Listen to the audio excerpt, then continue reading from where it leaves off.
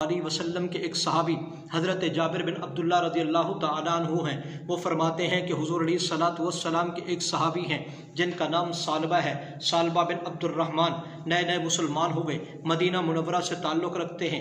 آپ صلی اللہ علیہ وسلم کا کلمہ پڑھا، دامن نبوت سے وابستہ ہوئے، فیصلہ کر لیا بس آج کے بعد ساری زندگی میں آپ صلی اللہ علیہ وسلم کی خدمت میں لگا رہوں گا۔ حضور علیہ الصلوۃ والسلام کی خدمت کرنا کتنی بڑی سعادت مندی کی بات تھی۔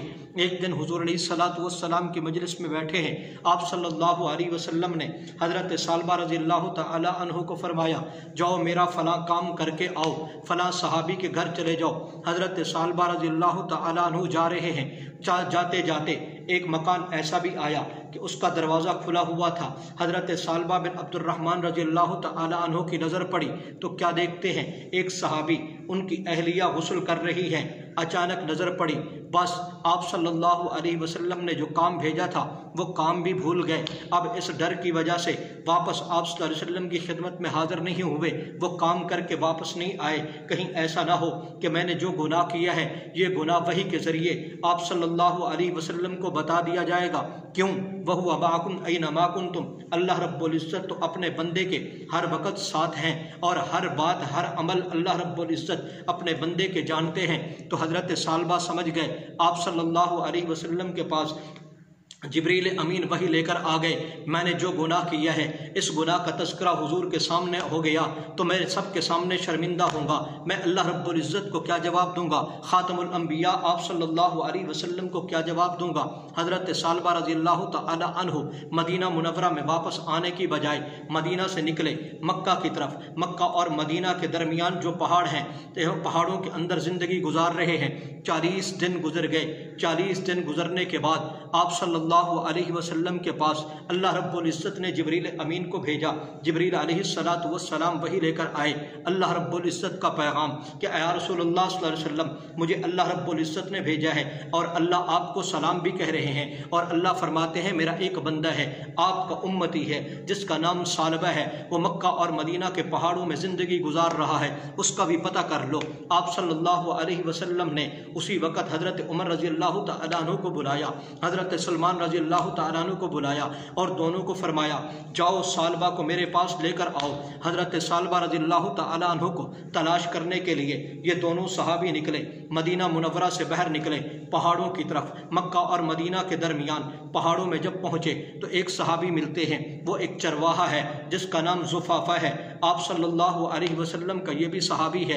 حضرت سلمان اور حضرت عمر رضی اللہ تعالی عنہ نے پوچھا کہ اے زفافہ، یہاں کسی نوجوان کو دیکھا ہے؟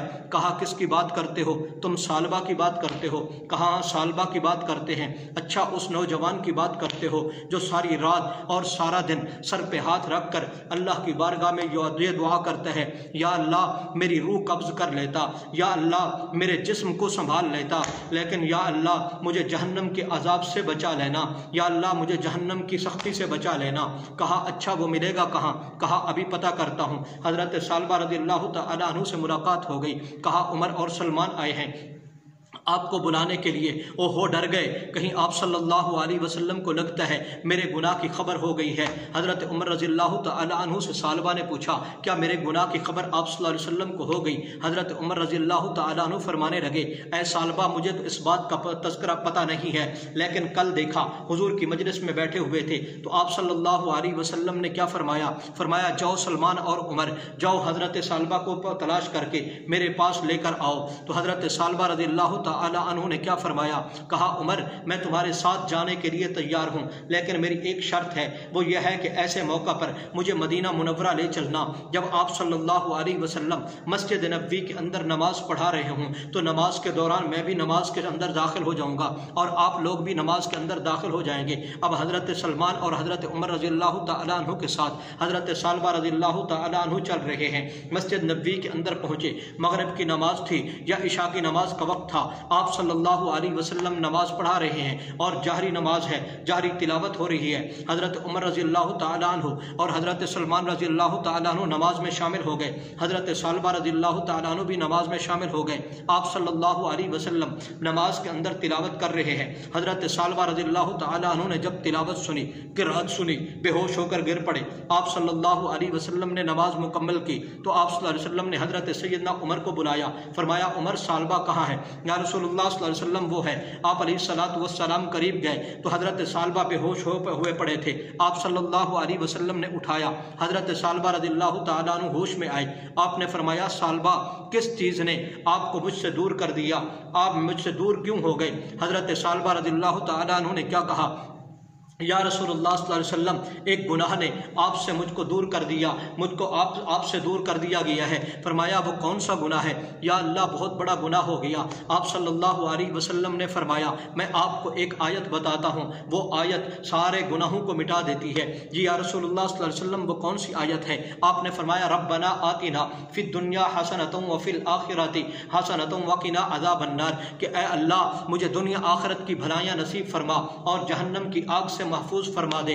حضرت ثعلبہ رضی اللہ تعالیٰ عنہ کہتے ہیں یا رسول اللہ صلی اللہ علیہ وسلم میرا گناہ تو اس سے بھی بڑا ہے۔ آپ صلی اللہ علیہ وسلم نے فرمایا ہاں قرآن کا اللہ کا کلام جو ہے یہ تمام گناہوں سے بڑا ہے، تمام گناہوں کو مٹا دیتا ہے، بس آپ یہ آیت پڑھتے رہیں۔ حضرت ثعلبہ رضی اللہ تعالیٰ عنہ کے دل و دماغ کے اندر وہ گناہ گھوم رہا تھا۔ خیر آپ صلی اللہ علیہ وسلم کی مجلس میں اٹھے، گھر کے اندر گئے، 8 دن تک گھر رہے، بیماری کی کیفیت ہے، وہاں سے اٹھ نہیں سکتے تھے۔ حضرت سلمان رضی اللہ تعالی عنہ نے آپ صلی اللہ علیہ وسلم کی خدمت میں جا کر عرض کیا یا رسول اللہ صلی اللہ علیہ وسلم ثعلبہ کا آپ نے پتہ کیا، ثعلبہ کی کیا کیفیت ہے؟ حضور نے فرمایا کیا ہوا؟ یا رسول اللہ صلی اللہ علیہ وسلم لگتا یہی ہے کہ اس کے چند دن باقی ہیں، وہ اس دنیا سے جانے والا ہے۔ آپ صلی اللہ علیہ وسلم حضرت ثعلبہ رضی اللہ تعالیٰ عنہ کے گھر آئے۔ حضرت ثعلبہ رضی اللہ تعالیٰ عنہ اٹھنے کی کوشش کرتے ہیں پر اٹھ نہیں سکتے۔ آپ صلی اللہ علیہ وسلم سرانے بیٹھ جاتے ہیں۔ حضور علیہ السلام نے حضرت ثعلبہ رضی اللہ تعالیٰ عنہ کا سر